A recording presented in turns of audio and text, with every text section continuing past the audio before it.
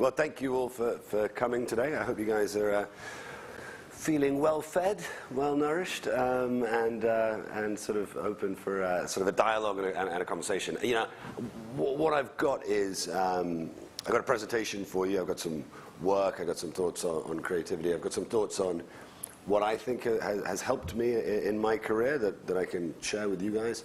But I'd really love to just have a conversation, right? So if you guys have questions, you know, just raise your hand, or, you know, throw a sandwich at me. Get my attention somehow, right? I mean, first of all, how amazing is this building, right? Have you guys been to the IPA? How many of you have been to the IPA before? Yeah, right, so only one of you, right? How amazing is this building, right? This building is extraordinary. And if I remember correctly, didn't the president used to get a flat at the top of the building? Yes, back in the day. That was, wow, that was the gig to have, right? Yeah, forget about it. The penthouse, my God, amazing. All right, so I'm going to tell you a little bit about myself, and then, as I said, I'm going to talk a little bit about creativity, and then we'll finish up with sort of 10 things sort of I believe in, right? And 10 things that have served me well in terms of my career, and frankly in terms of my life. So, who am I? Who am I? So, I was born and raised here, right? But my mother is French. My father is American. She's Catholic. He's Jewish. So the old joke is you feel guilty all the time. You kind of feel guilty before, you feel guilty afterwards. And I'm married to a Mexican. So I don't know what my kids are. My kids are just a total mix, right? Which I think is pretty awesome, right? Although they're looking a little more English there than Mexican, I think, probably. But we'll see. We're actually, my wife and I are going to the doctor right after this to check on our potential third. So maybe that third one is going to look really Mexican. I don't know. Anyway, point is I actually come from a somewhat of a mixed background, right? And it's nice to see such a diverse group here, and you guys are a part of a program that is critical, right? It's critical for our industry, right? Because for too long, our industry has been frankly run by a homogenous group of people, and our consumers are certainly not homogenous. Creativity is certainly not homogenous, and so the people that work within our industry, right, need to be a mix of cultures and backgrounds and all sorts of stuff, right? So this is a big thing that I think I consider very important. I think the industry, and as you heard from Layla and from Adil, we all think it's very important. So when Layla says your voices are being heard, it's true, right? And your opinion really matters to us. And frankly, these kinds of programs didn't exist, right? And I think I was telling a couple of you guys, but you know, when I was growing up in the industry, you know, you had to get in basically through either like somebody you knew, or like a buddy or a friend or something, and then you went in very much at the bottom in terms of kind of doing like working in the mailroom, right? You know, or doing running or something like that. Whereas you guys are going in in a much more democratic way, right? Where it's more accessible, right? But that you're also going in and you're doing interesting jobs, right? Which, or I hope you're doing interesting jobs. If you're not, find somebody who's doing an interesting job and swap. But, you know, you're really going in and the purpose is to actually educate you, you know, and develop a skill set for you guys. All right? So, a little bit about sort of my career. I actually went to college in the States. And then after university, and I'll come, you'll see why I'm telling you this, because I'll come back to it a little bit later, but I spent a lot of time traveling. And I don't know, how many of you guys have traveled outside of the UK? Right, that's fantastic. You see, nowadays everybody travels, and frankly, there's not really a reason why you can't travel, because the costs of traveling have gone down so much. You know, you should be able to fund some kind of a trip to different parts of the world. Anyway, I spent a lot of time traveling after university, and then I joined a company called Collins. Right? Are you guys familiar with Collins? So they're owned by Omnicom, and they're basically a direct marketing agency. One of the original direct marketing agencies that that was sort of wrote the rules on how direct mail works, right? So I worked there, then I worked at a place called the Ad Store, then I worked at a place called BBH. You guys know BBH? Yeah, BBH in New York. Then I joined Gray. You guys know Gray? Yeah. And then I joined McCann. All of that in New York. And then a couple of years ago, I moved here to London to run a London office for McCann. So I've had a little bit of a mixed experience with different agencies. There's kind of big agencies and smaller agencies, and in some cases, sort of specialist agencies.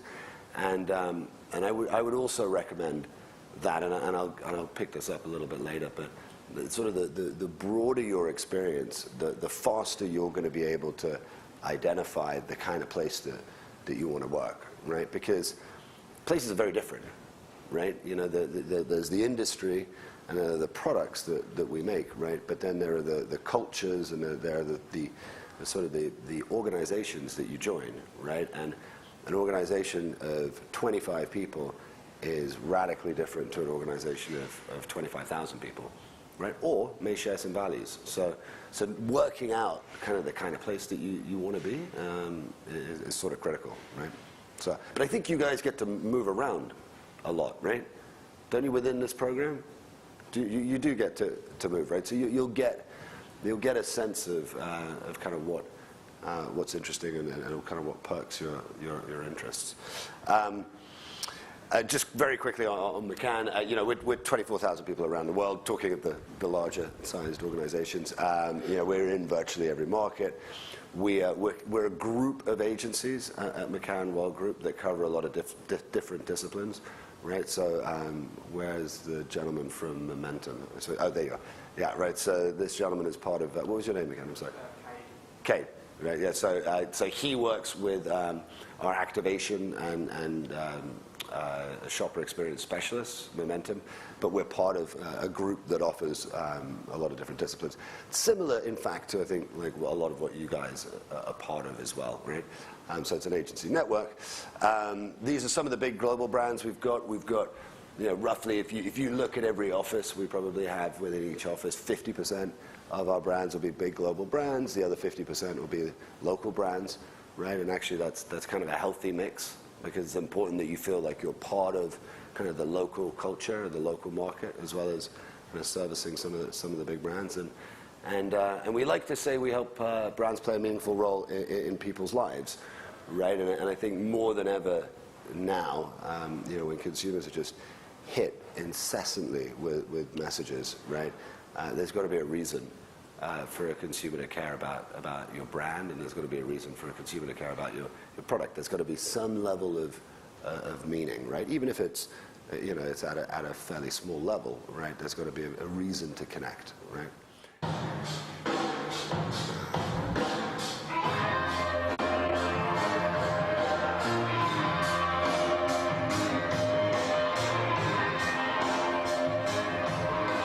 Is that a little bit loud, right? So we like to say creativity is the only way to survive, right? And I want to show you now, I'm going to give you 5 examples, right, of great creative product, right, that is coming out of our network. And I think, frankly, that's the reason that I'm in this industry. I think that's probably the reason that a lot of you guys are in this industry. How many of you guys would you say are on the creative side? Right? Oh, so good half of you, right? And then the rest of you guys, how many of you on the business side? Any strategists? There you go. Once again, you're on your own there, right? The one strategist, at least in the one person being to the IPA. So whether you're on the creative side or on the business side, right? What personally, what has been attractive about this industry is that marriage of art and commerce, right? And if there isn't that marriage, then that's sort of where it falls apart, right? And so I don't know about you, but where I still get excited is where we're making great creative product, right? And you know, somebody, it's kind of, it's funny, it's sort of childish, right? But when you're sort of on the or in the cinema, right, or you're on the tube, and you hear somebody talking about something that you've done, like whether it's a stunt, whether it's a TV commercial, whether it's a great digital campaign, and they're just talking about it with their friends, and there's sort of a sense of pride, right, that you've created something that people are culturally interested in, right? As well as obviously being effective in selling products. So we like to say at the core of everything we do is creativity. So I've got a few examples. I've tried to make them somewhat PG for the IPA, right? But you can be a judge on that. And the reason we like to say creativity is the only way to survive is because we really believe, and I think you guys probably believe this as well, right, is that there is often, and most of the time, even if it's difficult to get there, a creative way to solve a difficult problem, right? And a lot of the difficult problems that we face, whether we face them at a global level, at a local level, across cultures, in business, right, they haven't been solved yet because there hasn't been that creative solution, right?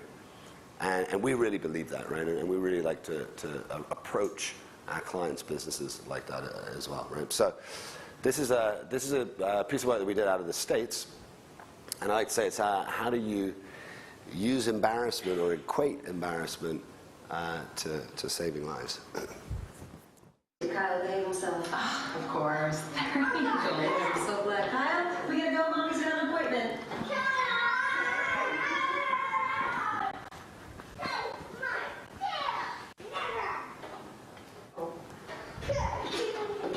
If they find it, they'll play with it. Right, so you get the joke. So that was, I mean, obviously, you know, the U.S. has a major gun control issue, right? And frankly, I was looking at numbers the other day, and I think that there were 1.3 million background checks done in the month of December, right? And you've got to do a background check for everyone that goes to purchase at least at a minimum one gun December of last year, right? Which I mean is just a staggering number of guns. Anyway, the only thing that the Americans are sort of more embarrassed about or less keen on talking about is sex, right? And so really kind of going at them in a provocative way, you know, by using sex and sort of almost being frivolous, but actually being very serious about it, has been a very effective way to create dialogue around this issue. Any questions on that? No? Okay. So here's an example of some work that we did out of Australia, out of Melbourne, and I imagine you guys have seen it. How many of you are familiar with Dumb Ways to Die? Yeah, all of you? How many of you are not familiar with Dumb Ways to Die? Maybe I'll start there.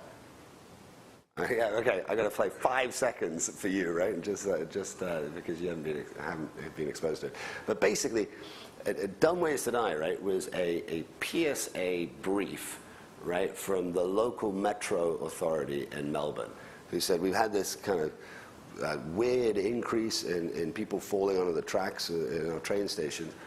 What can we do? Give us a poster that we can put up in our, you know, whatever, in the train station, right? And we went back and we developed this, right? And I'll talk a little bit about it at Success. Set fire to your hair, poke a stick at a grizzly bear, eat medicine, it's out of date, using private parts as piranha bait. Dumb ways to die, so many dumb ways to die. Dumb ways to die, so many dumb ways to die. Get your toast out with a fork, do your own electrical work. Teach yourself how. All right, you guys get it, and since you've all seen it, I'm not going to spend show the whole thing. But what this did was it just ran away with cultural success, right? It became like the most downloaded song on iTunes. We ended up making toys, right, of all of the characters, right, and ended up getting picked up as a PSA for train organizations and metro stations all over the world, right? And that was off of a very, very small brief, right? And hitting gold a little bit. You know, it doesn't happen all the time, right? And you sort of strive for this level of great creativity.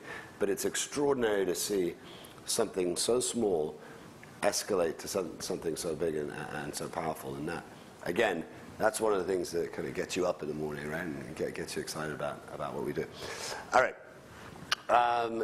This is something that we did here in London about 18 months ago. We do a lot. Microsoft is one of our clients. Xbox is part of that, and we do a lot of game launches, right? And one of the big pushes on the part of the new Tomb Raider was showing that Lara Croft wasn't this sort of sexualized symbol that she had been in the past, and had actually originally been when they constructed the game. Rather, she was actually a very powerful and effective figure, right? And so we needed a show, and we needed to be demonstrative, right, of that move in the game, right, towards actually putting forward the characters in the strongest possible light, as opposed to what they had done before. So we had sort of limited resources, right? They came to us, and actually this is something that we did with you guys at Momentum, so you may be familiar with it. The client came to us and said, look, we just want to do a billboard. We've got enough money to put up a billboard. Just put it up there, and maybe give us a creative headline. Instead, we came up with this.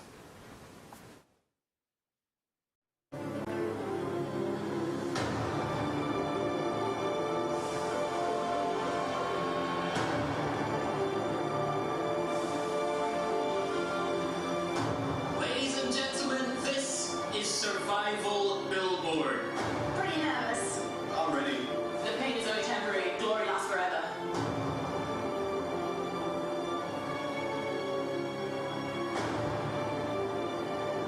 Basically, 8 of us are going to be standing on a billboard in the middle of London. You have the power. You can vote at survivalbillboard.com. And you voted for snow. This is the start of the true endurance test.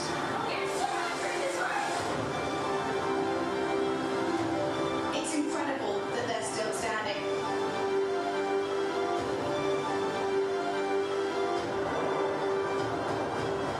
Listen, this big man, I like it.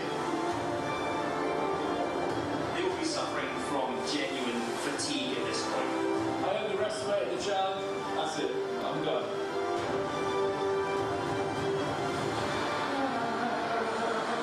Goodness knows how they're managing it. I'm going to call it quits here. They have been up there for an incredible amount of time. Our contestants have been through the elements.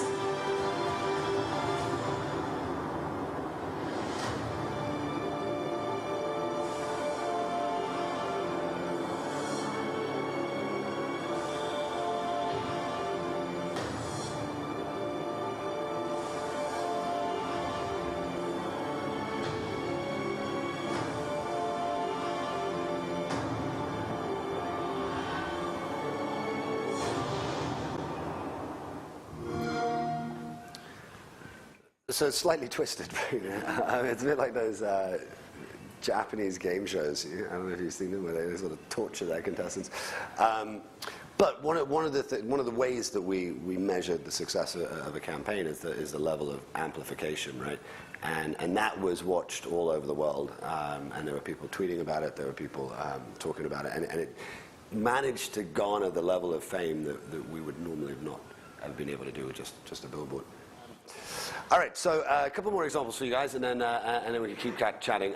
So this is a great idea that came out last year from our offices in actually it was India office in conjunction with our guys from Afghanistan, and this is a real I have to say, I mean, the staggeringly smart insight that was then used to really benefit the kids and newborns in Afghanistan. The immunization history of a child. It's what doctors the world over refer to and check which vaccine is due. But this is Afghanistan, a land with the world's worst infant mortality rate. where traditional biases and remote areas mean doctors have to work without proper immunization history.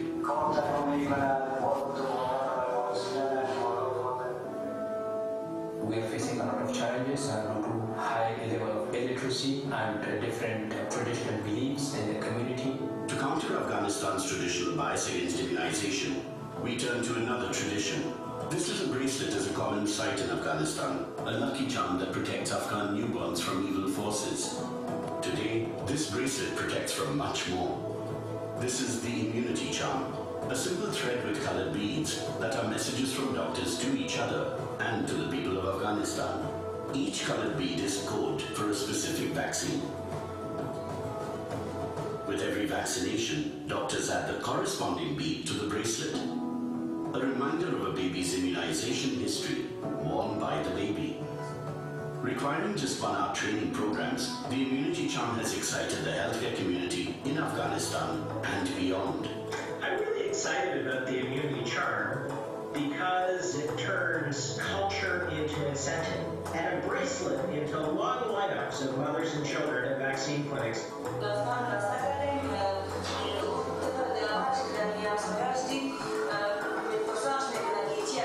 On one side, this is in line with the traditional beliefs of the community. On the other side, that would remind the healthcare provider which vaccines are implemented. On seeing the pilot's success, the government will be extending the immunity charm to other provinces, helping thousands of infants complete their vaccination schedules. The Afghan immunity charm, making immunization into a tradition. Pretty cool idea, right? And frankly, I think it can be leveraged elsewhere around the world as well. All right, I got one more example for you guys, and then I'll talk a little bit about my experience further.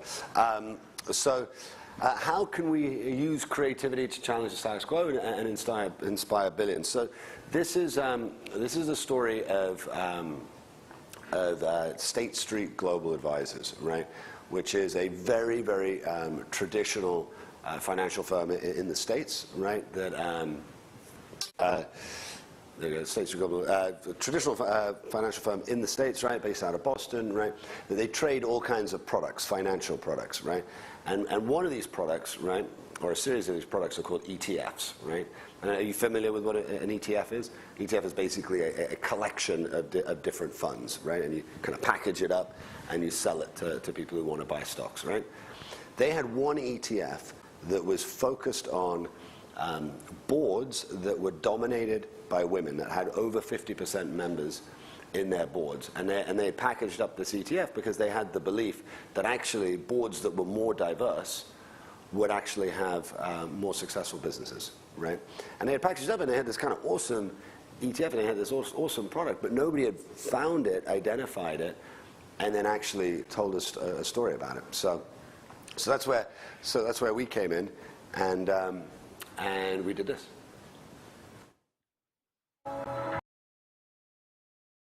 Women are not making it to the top of any profession anywhere in the world.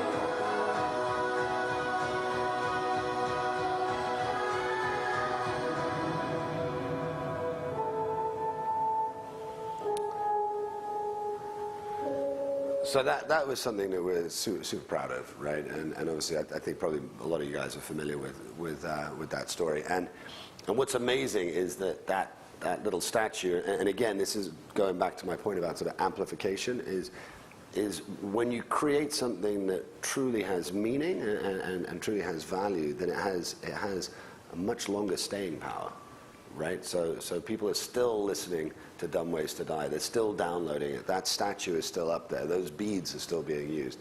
That I think is truly inspiring, and I think that's where you see creativity succeed at its most. All right.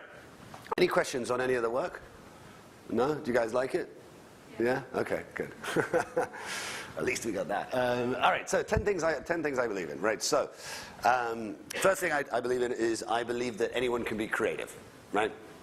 So I know half the room, you guys are on the creative side, the other half are not.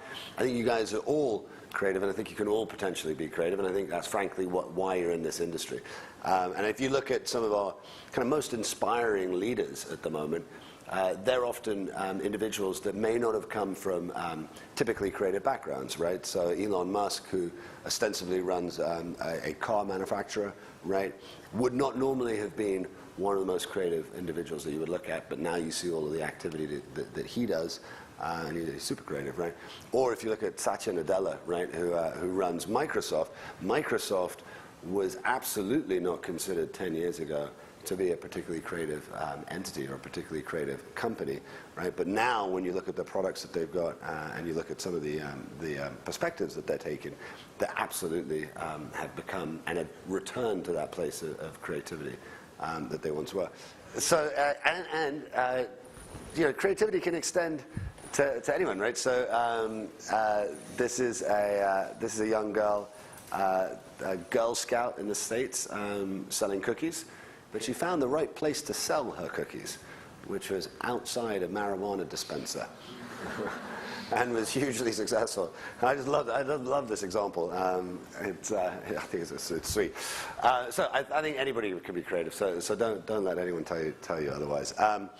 The second thing I believe, and this is sort of a little bit of a big word that maybe is unnecessary, but I believe that we can all be polymaths. And what I mean by polymath is that you can be good at multiple things. Right, and actually, I think your generation tends to be very good at this, right? You know, everybody's got a side hustle, right? Everybody's got a couple of other things that you're doing. I think because of kind of the exposure that you have to a lot of different things, you tend to be able to do a lot of different things. That is a great thing, right? And this doesn't mean that you can't be expert in something. It just means that you should understand how other things work, right? And certainly in our industry, where we're not nuclear scientists, right? It's not super complicated, right? You should have an understanding of how the entire business works, right? Because it'll only benefit you in the long term, right? This I already talked to you about, right? The idea of sort of traveling and moving around and sort of leaving your comfort zone.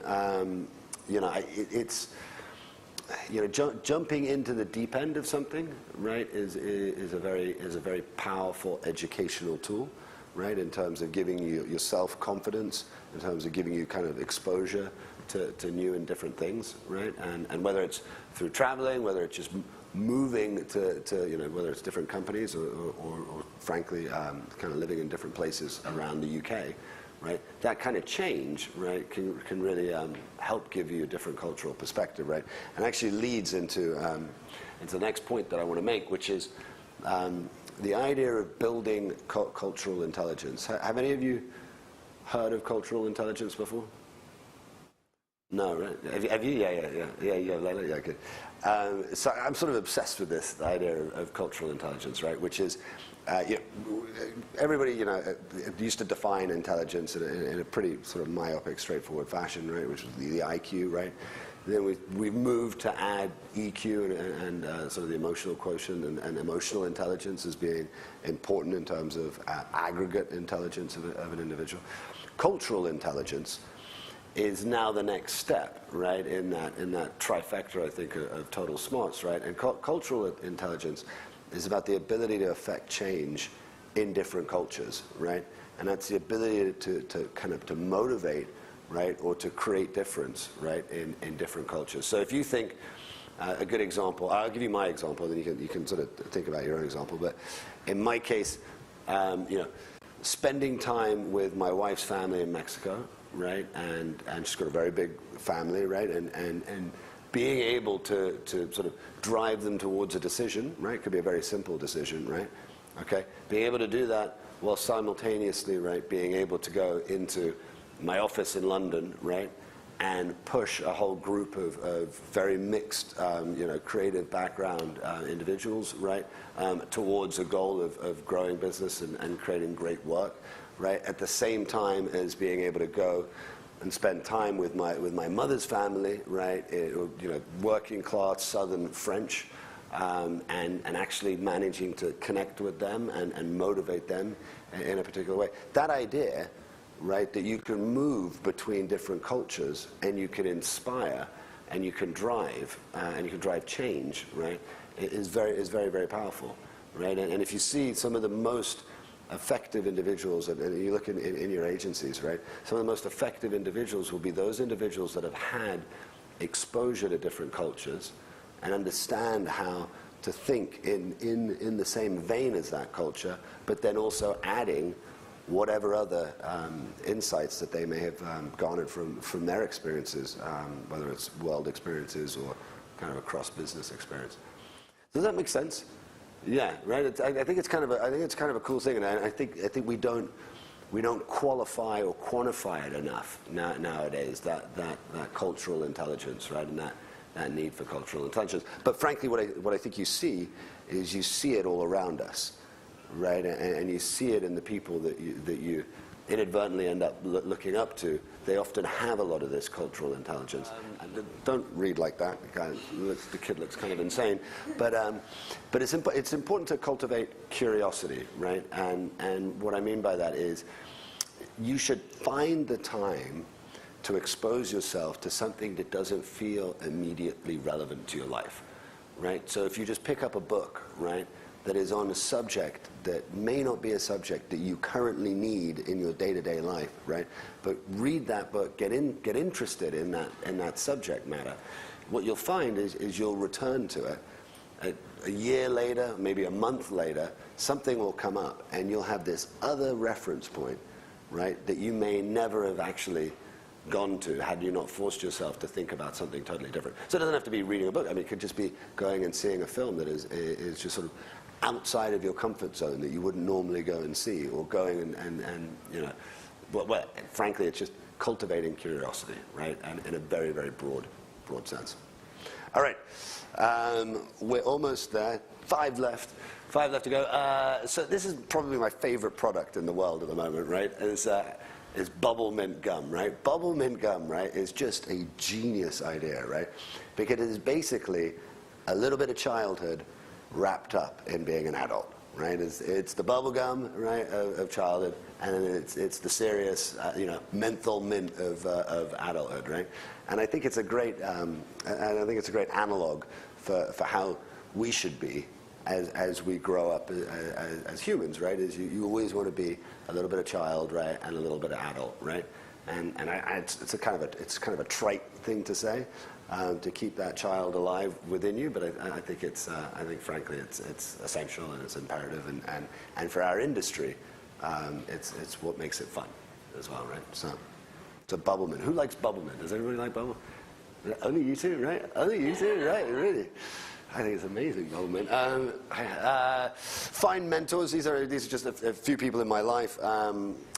Various bosses or colleagues or a family member. The point here is not my mentors. The point is you guys should find mentors. And a mentor could be someone for a week. It could be someone for a decade, right? But it's the idea that you identify somebody that is ahead of you in some capacity, right? And on some level of subject matter that you're interested in, right? And you learn from them, right? And I can tell you something that people love being mentors, right? That there's a real sense of giving back, right? There's a sense of God, I want to help. I was helped. I want to help. So there isn't there isn't an apprehension on the part. Most of the time, there isn't an apprehension on the part of individuals to be mentors. The only reason perhaps they're not mentoring as much is that the connection with the mentee hasn't been found or hasn't been made, right? So I would advise you guys, wherever you are, right, whatever business you're in, you identify people that you think could be mentors in some capacity, and try and create a relationship with them, and see what you can learn from them. It made a huge difference to my career, to my life, and yeah, I couldn't promote it more. But just make sure it's the right kind of mentor, right? That's one thing you don't probably need more of, is a drinking buddy. All right, so the next thing I would say is run at problems, right? So there's sort of an interesting thing that will happen, right? Especially in organizations, right? Is you'll enter an organization, right, and there'll be kind of 2 or 3 like awesome things, right, that like everybody wants to do and everybody wants to be part of, and kind of everybody runs out like lemmings, right?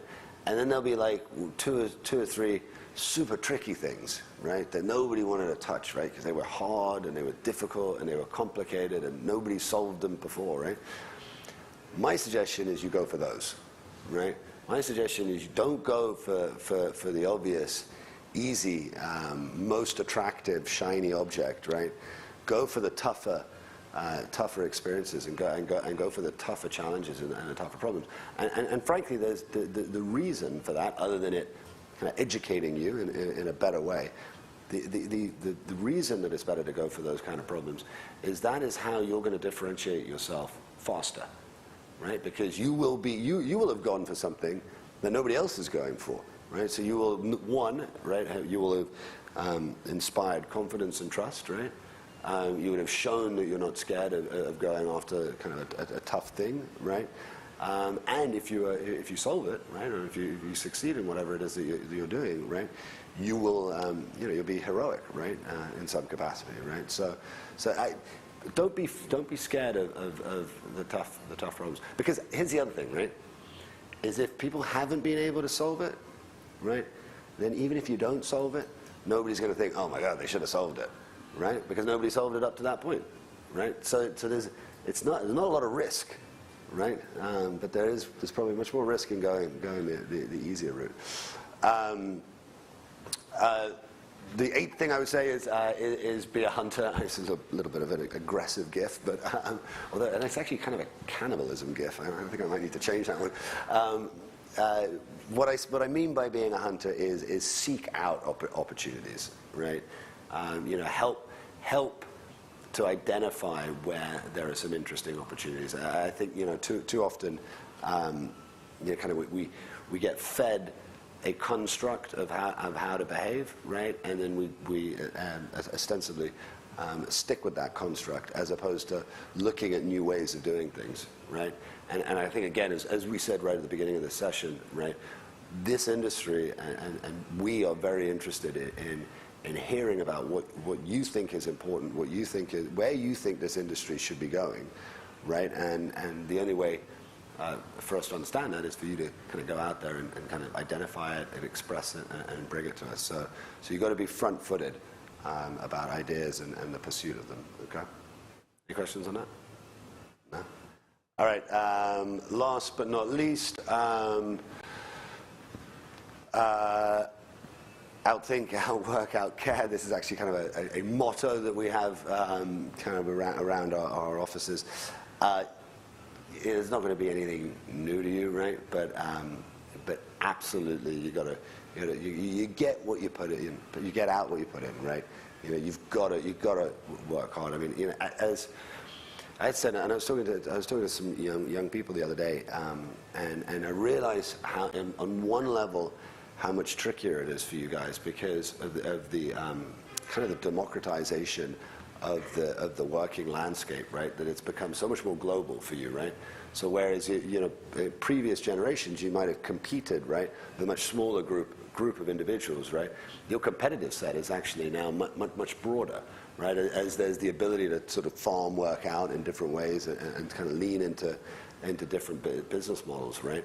And so that's why the importance of actually working hard and really putting in the effort, right? That's what's going to separate you. And I guarantee you that 99 out of 100 people who are succeeding in any of your agencies, who are really succeeding, right? Those are the guys that work the hardest, right?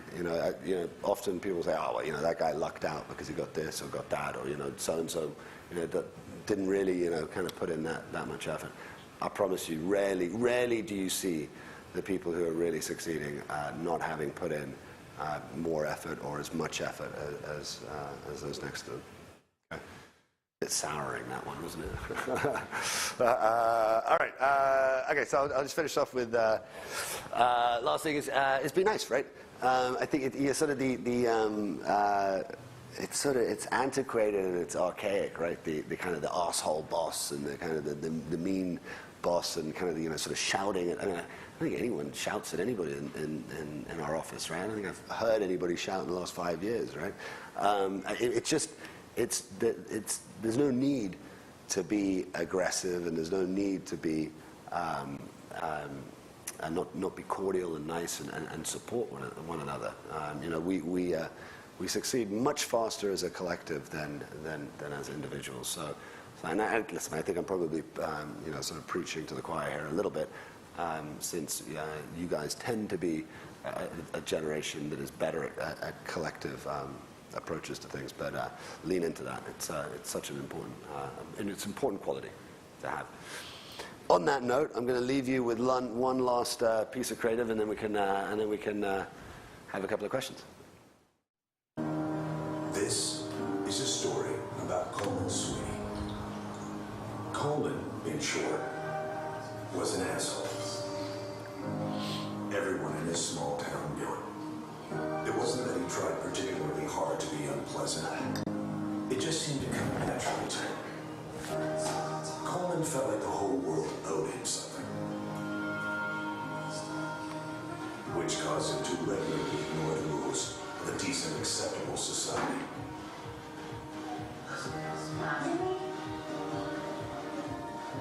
And he hated anything that got in his way.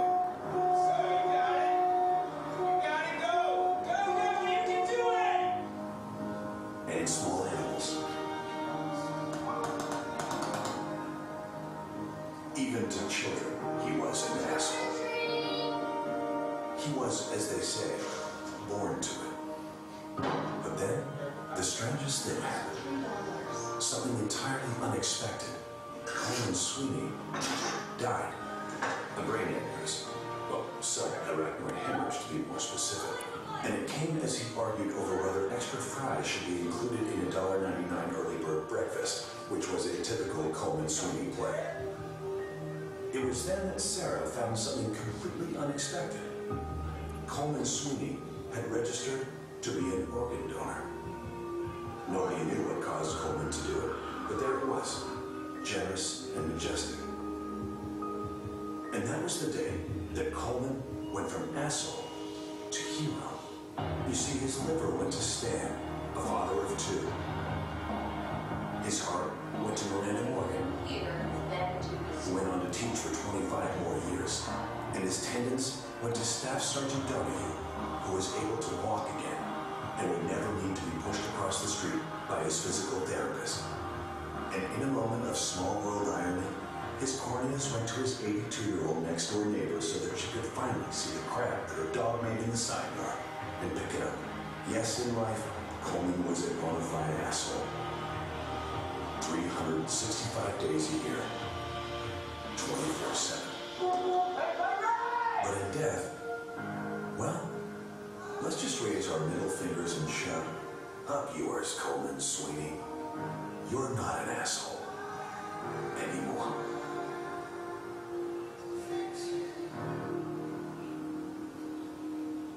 All right. Thank you very much, guys. Thank you very much.